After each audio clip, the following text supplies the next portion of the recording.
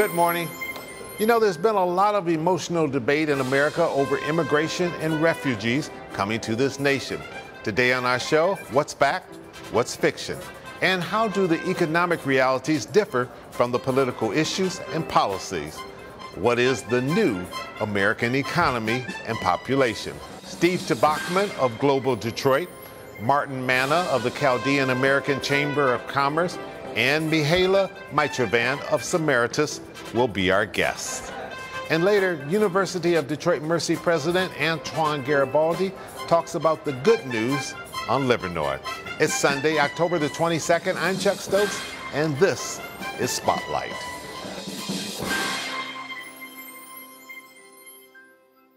Welcome to Spotlight. Thanks for having us, Chuck.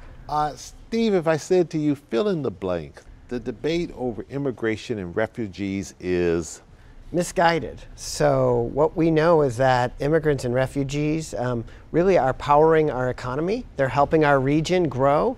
They're creating jobs, and they've come to pursue the American dream just like many of our forefathers have come here as well. And so we've been scapegoating around immigrants and refugees, and this week we came out with a new study on refugees to prove the point that refugees are helping the economy here in Southeast Michigan. And if I said to you, give me the headline for this Global Detroit University of Michigan study, it would be?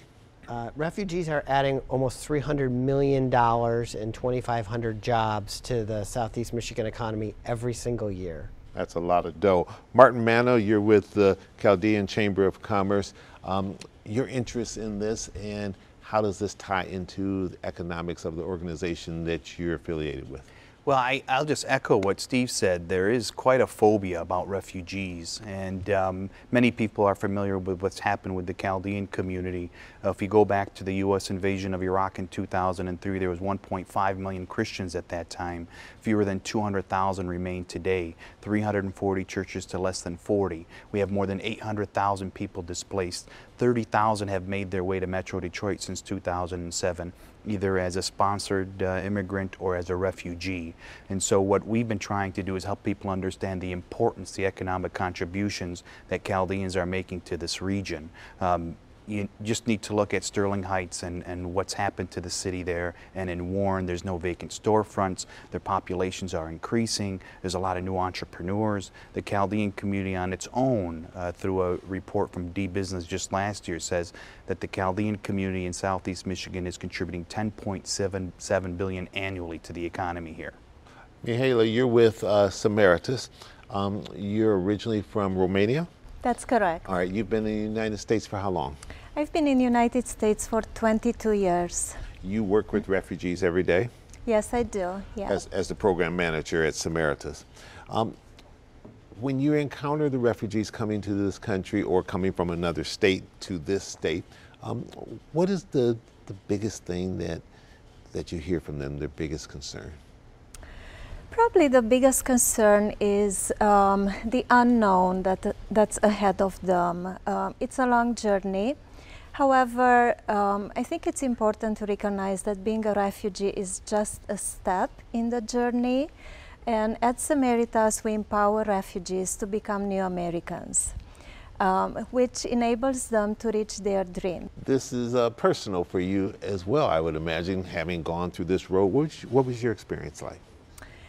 Yeah, great comment. It's a very personal experience. Coming here as an immigrant 22 years ago, I came here with an open mind that I need to start a new chapter in my life. And very soon in my adjustment process, I realized that I have great skills that I can contribute to this new society. And when you and other refugees, when you hear all of the debate over politics and policies that's going on in this country right now, reaction?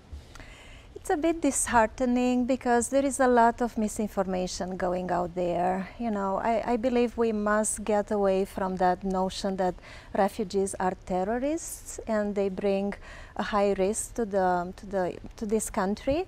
There is another notion that refugees are a drain to our local economy, and I believe the study that was just released the other day is a strong example of how much contributions refugees are making to the new community. Mm-hmm. Steve? You know, the federal policy is really disheartening. So it really goes to our national character. Right now there are more refugees in the world, 22 million, than at any time since the Second World War. You heard about the Chaldean crisis, the genocide going on in Iraq, and yet the president just announced last month that we're going to decrease the number of refugees in the U.S. from 110,000 to only 45,000.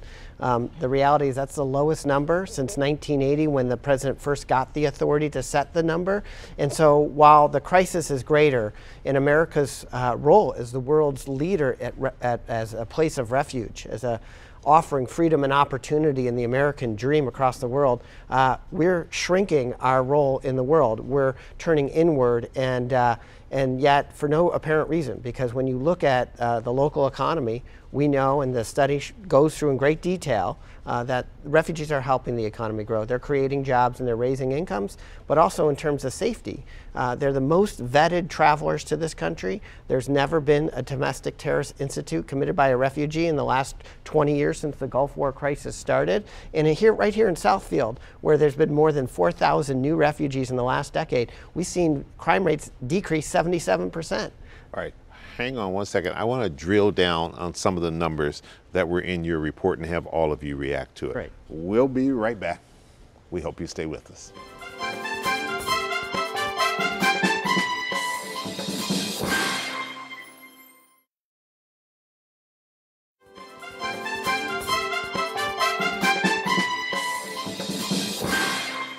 And welcome back to Spotlight. Martin, in looking at the statistics in that study, it said that Michigan is the 4th largest refugee state.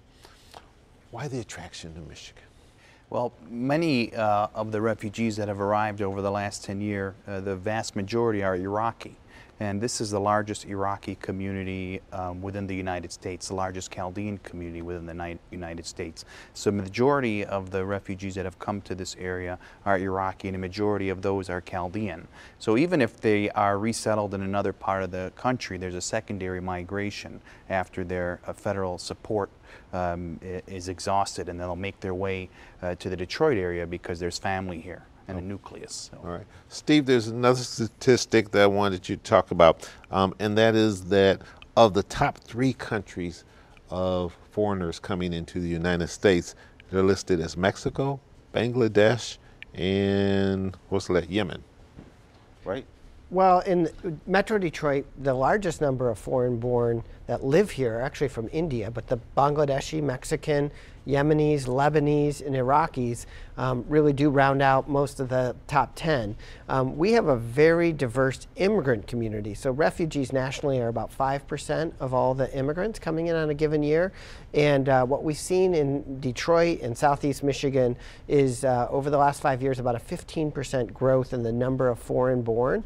And we've been growing faster than the national average, which is great for a state that lost population in 2010.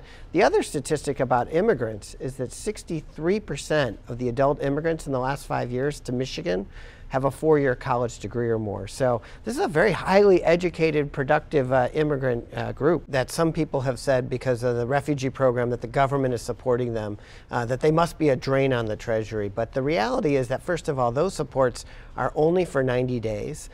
Second of all, refugees even have to repay the flight that they take to get here. That's a requirement. And President Trump's State Department, his own State Department, he gave them a mandate in March to look at the fiscal costs between the last 10 years, from 2005 to 2014, a 10-year period, to state, local, and federal taxes, and found that on average, refugees contribute more over a 10-year period than they take out.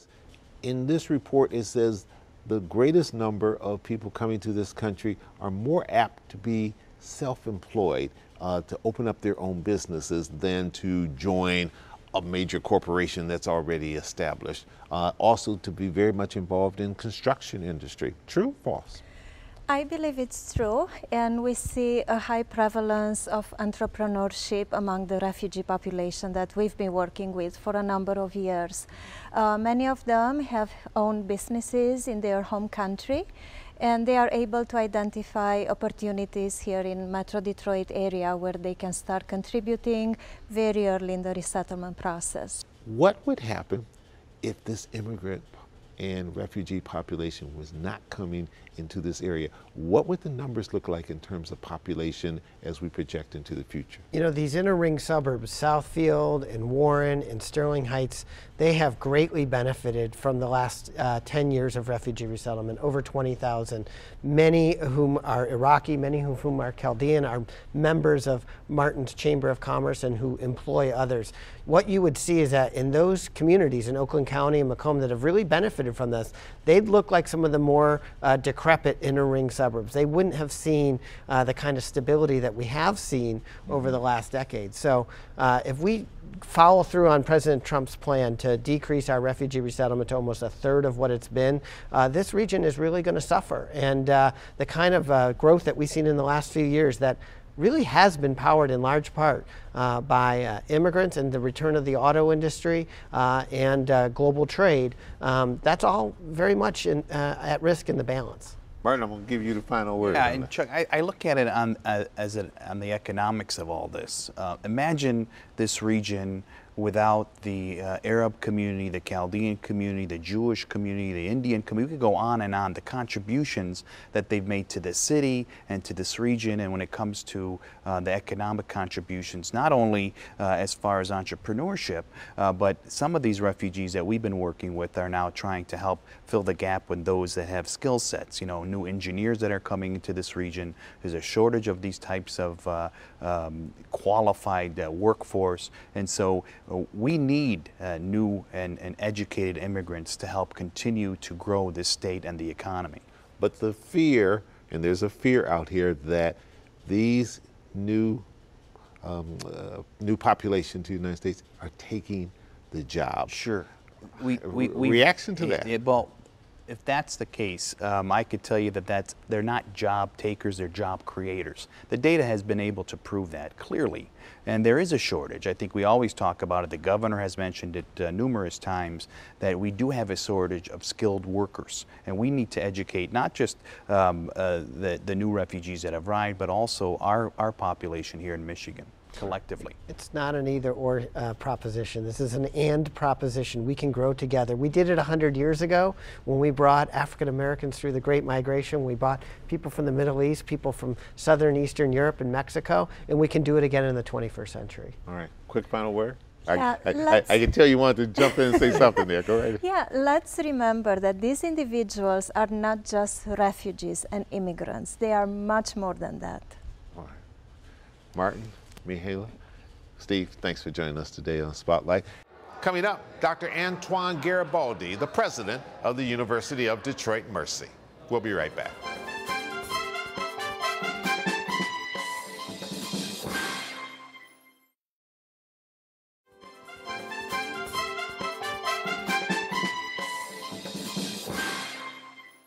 And welcome back to Spotlight. Joining me now is a familiar face, Antoine Garibaldi. He is the president of the University of Detroit Mercy. Welcome back. Thank you, Chuck. Good seeing you. Everything's good? Everything is well.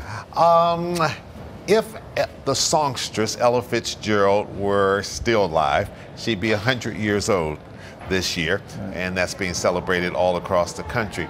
How pleased do you think she would be with what you did the other day, the groundbreaking for a new park and a community center off Livernois on your campus area in her name? Well, I think she'd probably blurt out a song and of true delight. The fact that that park is going to be located there in a neighborhood that's been around for a very, very long time, and that really is being revived, is something that would bring great excitement to her. And also, I think that she would be very, very pleased because children will have a place to play, neighbors will have a place to walk back and forth. Our students, our faculty, our staff will also be very, very nearby. But it's also a part of a revitalization effort in the Fitzgerald neighborhood, which is probably the most important part. So our students get the opportunity to work with the residents. They also get an opportunity to work with a lot of businesses in the neighborhood in particular. And then it also gives us an opportunity to attract students from other places here in the state as well as from around the country that may want to be a part of this very, very important effort that's going on to bring a resurgence to the city of Detroit. You've had a lot of good news as of late at your campus. Third year where enrollment has increased. What do you attribute that to? Well, a lot of hard work by our admissions staff, number one. Also, heightened attention and some of the marketing that we have done has really brought a lot of interest on the part of students and also parents to the area. So, as you said, our third consecutive year of an increase in the first year class, 550 this year. Very high retention rates, say 86% this year for our second year students. And more and more national attention. So number 19 on U.S. News and World Report rankings, and number 188 moved up 90 spots in the Wall Street Journal Higher Education review that they've done. But everyone knows that there is a lot of opportunity in the city of Detroit, and particularly at the University of Detroit-Mercy, in terms of our 100 academic programs. So the McNichols campus has been there for 90 years. Our law school downtown here has been around since 1912. So there's a lot of history there that we want to continue because it's a part of our Jesuit and Mercy tradition. You've launched a campaign to raise a whole lot more dollars. How are you doing on that? Well, we're doing very, very well in that, and this coming Thursday we'll make that big announcement. But we started a $100 million campaign about 6 years ago. We're in the quiet phase of it. We have made very, very significant progress. So this coming Thursday night, we will announce and really make it more public as we try to get the last stretch. One of the nice things about that is probably close to 70% of our gifts have been from our alumni. And we've got 80,000 alumni, and they have really been responding from all across the country, all across the world. And we know there are a whole lot more there who are thinking about making a gift. And we've had some individuals who have made some very, very big bequests. But for the most part, this is primarily private giving and a lot of individual gifts from alumni who are living today. They're obviously feeling very optimistic about what University of Detroit Mercy is doing and where you are right now, given everything else that's going on in this city. Right. I think it's a great time. People, when I travel and go around the country, and particularly our alumni ask about how's the university doing, they love to hear those stories, but they're also following the trajectory of Detroit. And they're very, very happy to see that Detroit is in the news. It's getting a lot of attention because they see University of Detroit Mercy, where we've had an institution for 140 years. Mercy College of Detroit started 76 years.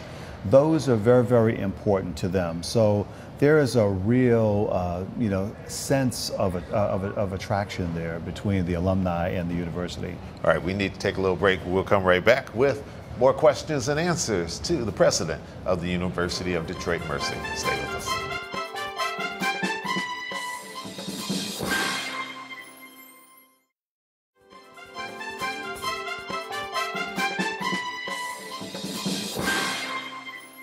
And welcome back to Spotlight, talking to Antoine Garibaldi, president of the University of Detroit Mercy.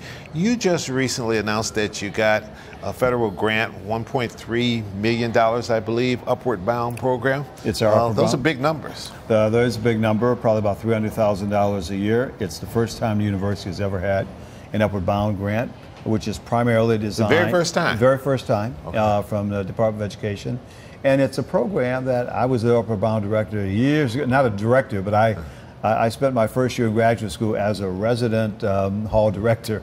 But those programs are so important for really telling young people about college possibilities. These are 10th, 11th, and 12th graders, some 9th graders as well. And that's a crucial stage where you're trying to figure out if you can, one, go to college, and if so, where you might want to go to college and what it's going to take. That's right. So we identified in our proposal hundreds of, into the thousands that applied for that around the country in terms of universities. But we focused on Osborne High School and also Frederick Douglass Academy. So those are the two schools that we'll bring in between 30 and 60 students a year from. There'll be a summer component to it, as well as a program that runs through the academic year. And the hope is that these young people will say that I'm very definitely going to college. And they'll have so many experiences during those 4 years of the program, if they're in for that many years, so that they know what to do in terms of applying to a college, selecting a major. So we're very happy to have that grant because it is targeted primarily to the students in the Detroit Public Schools. And as if your plate wasn't full enough, you're also on this committee to help try to get Amazon to Southeast Michigan. What are our chances? Well, you know, some folks have already counted us out. I believe everybody in the country is competing for that. You know, I believe that we are as strong of a candidate as many other institutions that might be much better in terms of their own financial situation these days. But one of the assets that we have are our universities. I mean, universities throughout the state nearby, and certainly whether it's Ann Arbor, Lansing, other parts of the state, certainly University of Detroit Mercy is a key institution. We have the kind of academic programs that a company like Amazon is really looking for. We have all the cybersecurity, our engineering programs, our computer science programs, and the like. And then we've got the people, and we have the space here in order to do it. Some people say that we've got transportation woes, and therefore that will rule us out. We do have some transportation woes, but how much might that work against us? Well, I don't know. Not being one of those members, I think that they say that there are as many as 60 cities that will be vying for it. There will probably be a cut down to a smaller level. But even as we're talking about transportation, when you and I last taped this program, there was no queue line outside either. True, so things are changing. There is, and I do think that when opportunities like this become available, things can get fixed very quickly, and we can make the transportation issue a non-issue if we are really very dedicated to this Amazon HQ2. Doctor, final question. How much is the landscape of education changing in America, particularly higher education, and are we well positioned to go along with whatever those changes are for the future? I think we are. I think we're very fortunate as a state to have so many colleges, universities. Our issue is that probably 15 to 18% of our 25 to 64-year-olds in the state have a bachelor's degree.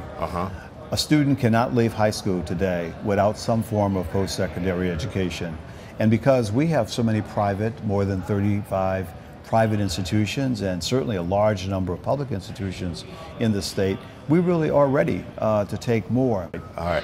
Doctor, good talking to you as thank always. You very much. Keep up the good work over at the university. Thank you. And we'll stay in touch with you. Great. Thanks so much. And we want to thank you at home for joining us. I'm Chuck Stokes. We'll be back next week with more newsmakers in the spotlight. We hope you have a great week.